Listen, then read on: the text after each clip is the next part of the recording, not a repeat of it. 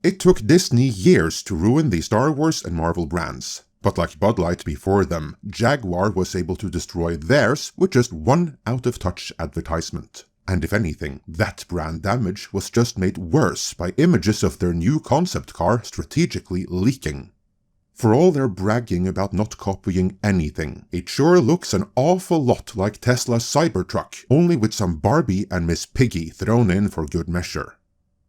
This is what you get when a company is completely out of touch with not just its own customers, but with culture at large. Because for all intents and purposes, they just introduced the Wokemobile right after the customers of America voted to end wokeness in all its forms. It's a bold strategy, Cotton. Let's see if it pays off for them. Let's witness a car crash in slow motion as we explore Jaguar's descent into wokeness, the madness that drove it, and most importantly, the backlash to it.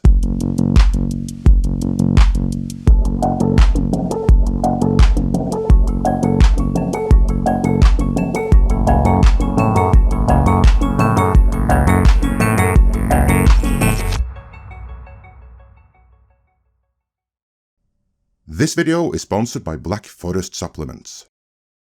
Originally founded in England as the Swallow Sidecar Company in 1922, Jaguar first appeared in September 1935 as a model name on an SS 2.5-liter sports saloon.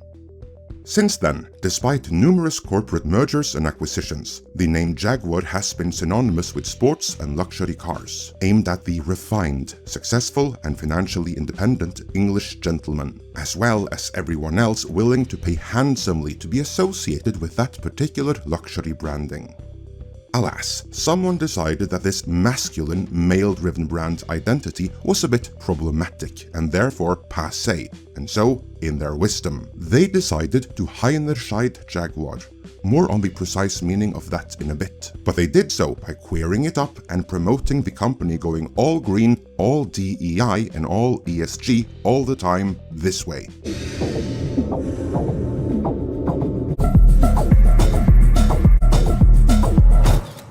And remember, this is not a commercial for a perfume, but for a car whose target customer is successful gentlemen who are like or aspire to be like Patrick Bet-David. So let me tell you what happens. If right now, say we work together, we're a broker at Goldman, we're working at JP Morgan Chase, we're working at any place that we're in sales, executives, whatever we're doing. I pull up, 7:30, I see you pull up.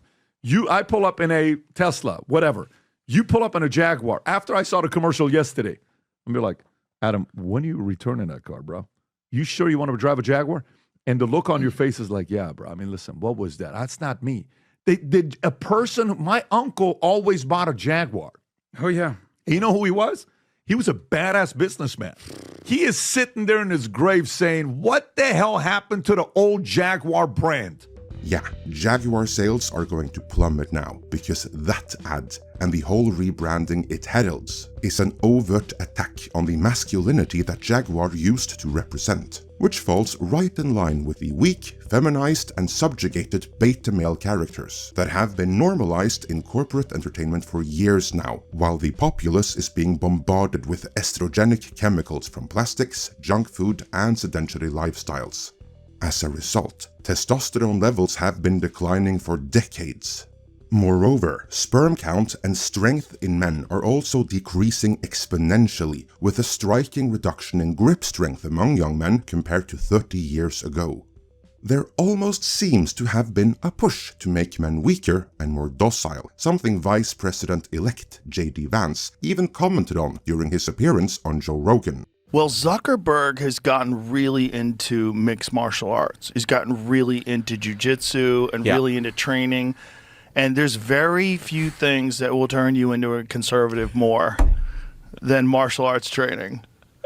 Like there's no way to get ahead other than hard work. Well, have you seen all these studies that basically connect testosterone levels in young men with conservative politics? Oh, yeah. So maybe that's what's going on.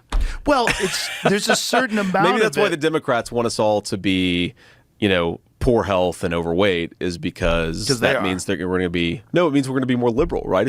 If you make people less healthy, they apparently become more politically liberal. That's an interesting observation. Luckily, there is hope, and of the kind that will augment exercise and vice versa.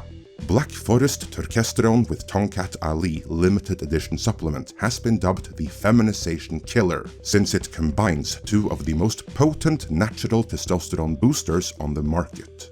1. Testosterone is a natural anabolic compound that supports muscle growth, improves endurance, and boosts testosterone levels.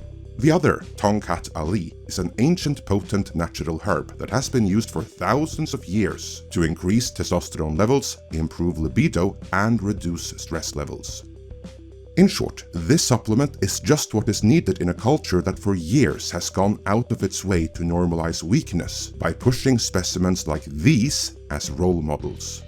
You need to get it soon though, as it is a limited edition, and once it's gone, it's gone. But since Black Forest sponsors this video, we naturally have a deal for you. If you go to the link in the description, you can buy 2 and get 1 for free. The offer is only valid for 48 hours though, so get yours now.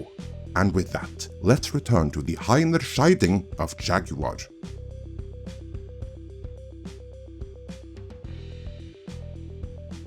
If you're unsure about what that term means, Webster defines to Heinerscheid as the act of attempting to further grow and expand an already successful male-driven brand by queering it up and making it female-centric, thereby destroying the brand, as the person doing this is plainly insane. This was seemingly the case with the OG Heinerscheid, Alyssa Heinerscheid, who was given control of the biggest beer brand in the world, Bud Light. Now, this happened at the time when beer consumption was down across the board, yet Bud Light was still the biggest brand, and then somehow she decided that using Dylan Mulvaney to rebrand the already biggest beer brand would make it even bigger. This month I celebrated my day 365 of womanhood, and Bud Light sent me possibly the best gift ever, a can with my face on it. Even though the full ad you just saw a snippet of was only 48 seconds long, that was enough to forever change Bud Light from the working man's beer of choice into the beer that makes you gay, something former Bud Light drinkers were happy to have fun with on TikTok. Goddamn cool glass got too damn expensive. I put in 80 hours of goddamn fucking day. Oh my god. Bud Light? Yes, baby. We're gonna get some. I'm bringing it on home. I put that Bud Light away. Sat down and cried today. I can't believe I drank that Bud Light. Now I'm gay.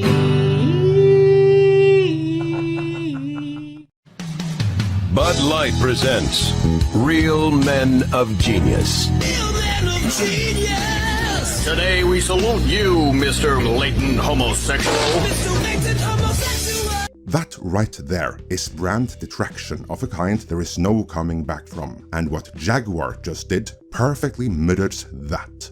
So much so in fact that TikTokers are mocking Jaguar as well, the same way they did Bud Light.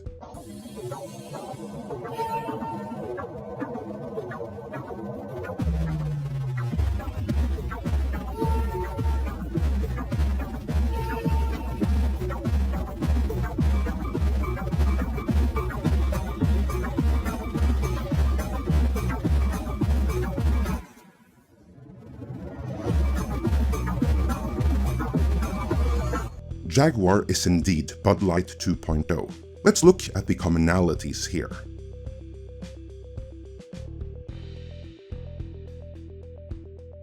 Before we get to Jaguar, let's begin with looking at Alyssa Heinerscheid's motivation for doing what she did to Bud Light. So I had this super clear mandate. It's like we need to evolve and elevate this incredibly iconic brand. And what I brought to that was a belief in, okay, what does evolve and elevate mean? It means inclusivity. It means shifting the tone. It means having a campaign that's truly inclusive and feels lighter and brighter and different and appeals to women and to men. And representation is at sort of the heart of evolution. You've got to see people who reflect you in the work. And we had this hangover to prioritize bringing other people along the way. Community women. I mean, it doesn't mean anything unless I am positively impacting other people. And so that's been just incredibly important to me. My decisions with teams, I mean, I try to build teams of people who maybe nobody else has taken a chance on them. I try to bet on people who haven't had the opportunity, bet on people with similar values as me, who are hungry and want to do great things, but care about each other and protect each other and are kind and good. And I try to bring that, honestly, female representation in this role has been something I've been really committed to. We can talk a little bit about that if you want, but it's just been, ever since I took this job, I wanted to try to move the needle. Right, so DEI without saying the acronym DEI, and with a particular focus on female representation, in order to move the needle and change the world with a beer brand.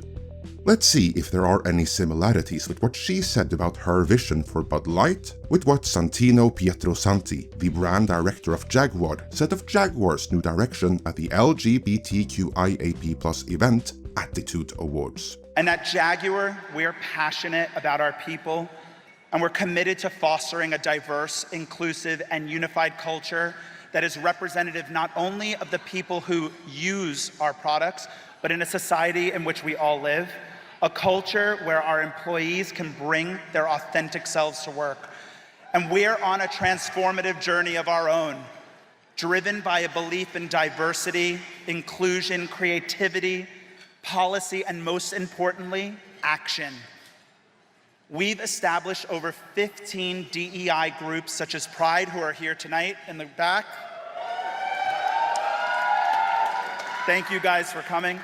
Women in Engineering and Neurodiversity Matters.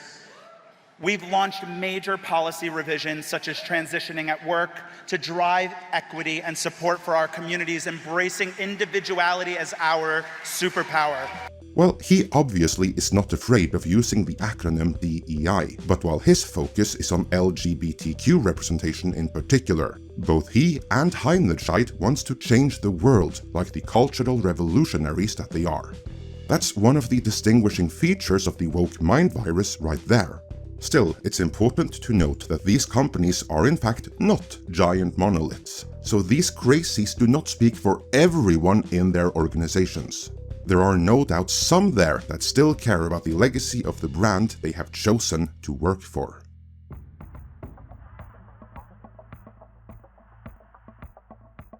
In the case of Bud Light, the adults in the room, the senior executives, stepped up and locked Alyssa Heinlescheit into a closet somewhere, and there were rumors that commercial partners were told that they would never have to deal with her again, though she was never officially fired. The damage was still done though. Parent company AB InBev lost billions and spent hundreds of millions more trying to mitigate the damage, bringing back horses and sponsoring the UFC and what have you. You tell me in the comments if that improved perceptions, or if Bud Light is still the beer that makes you gay. Sales have yet to recover though, and they probably never will. But however terrible Heinlescheit may have been at her job, she was just a brand manager, a marketing VP, no more than that. So she could easily be sidelined once the efforts of her activism became visible. The problem for Jaguar is that everyone from the CEO to the managing director to the brand manager to the marketing director are all on the same page here. So there are no remaining adults in the room to come in and fix this. The entire senior staff are on board with this new vision. The only ones that can do something then are the board, and they probably already signed off on this vision for the future of the company, so it's going to take months before the full damage of it can be assessed. No one will know the full impact of this new vision until their new models are released on the market and begin collecting dust at retailers. After a few months of that, then they'll know and can start working on next steps. The next steps for the Jaguar employees, however, no matter how loyal they may be to the idea of Jaguar, is to start updating their resumes and look for job openings elsewhere, as they know that they'll be the first to go when the sales figures start rolling in, and they're none too pleased about it.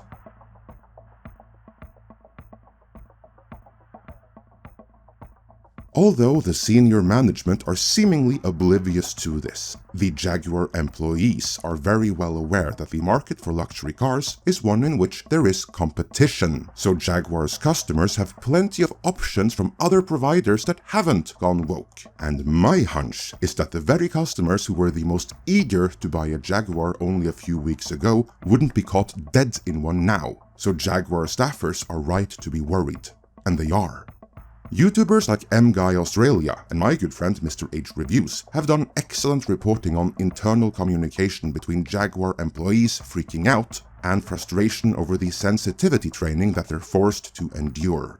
Management's response, of course, as you'd expect from any company that has been ideologically hijacked, is threatening the employees into silence, as anyone voicing dissent will be let go, effective immediate. So yeah, nice culture there. Interesting to see that a company that values diversity so much has somewhat different attitudes when it comes to diversity of opinion. Though this, of course, is straight out of the ESG handbook. How do you force change, though? I mean, Larry, BlackRock has really been in the forefront of the ESG movement within corporate governance and a real leader, and yet change is so slow. So what is, and Ken as well, how do you force change when it is so incremental and so gradual? How do you do something more radical? Have you thought about that? Has the board of American Express thought about more radical things we could do to enhance diversity and inclusion? Because it has to be imbued in the culture of a firm. It has to be talked about, it has to be shown. Behaviors across the entire firm in every region have to be similar. And every citizen of the firm has to understand what is acceptable behaviors and what are unacceptable behaviors. The employees are right though, because their employer clearly is on the wrong side of culture and of history, and Jaguar is the laughingstock of the world because of it.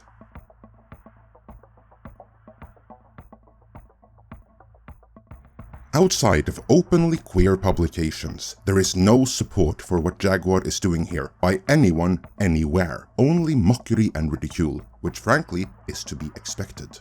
Jaguar's target audience were, up until now I guess, successful men who statistically should lean conservative. But despite of that, with this rebrand, they've decided to turn Jaguar into a woke mobile. They even got rid of the cool Jaguar in the logo, so all the Jaguar is right now is another electric vehicle, whose main difference from other electric vehicles is that it signals the driver's level of compliance with the ESG and DEI agenda.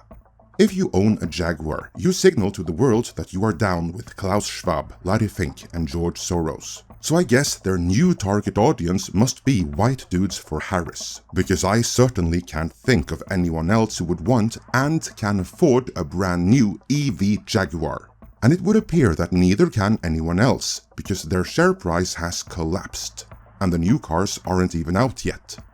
Making matters worse, I would expect the second-hand market to be flooded with Jaguars real soon, because after that ad, having a Jaguar simply isn't as cool as it was just a few weeks ago. Because that's the thing with luxury brands. Customers are only loyal as long as the brand is cool, and Jaguar most certainly isn't, not anymore, which prompted Jaguar senior management to lash out.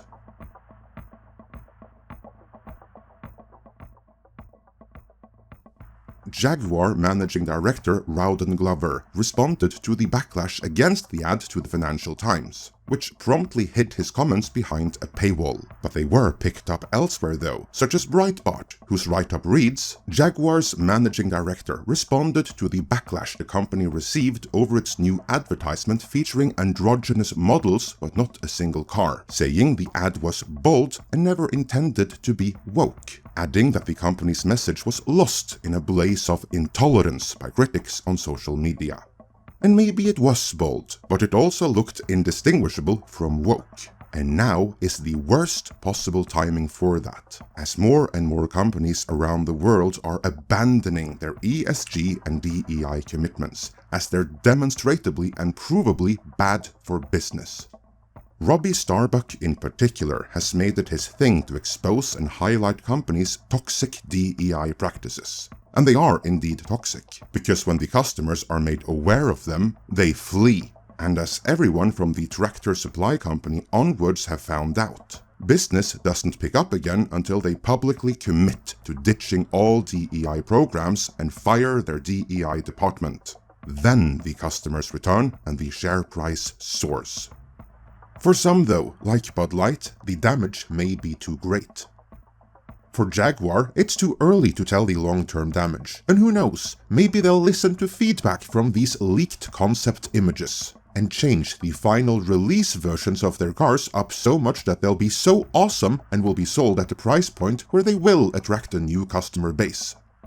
Right now, in this moment though, few believe in their ability to pull this off. Do you? Could they pull a miracle out of the hat yet? Or are we looking at another Bud Light here? Let me know in the comments. And before you go, head down to the description or pinned comment to claim our exclusive time-limited buy 2 get 1 for free offer of Black Forest Testosterone with Tomcat Ali limited edition.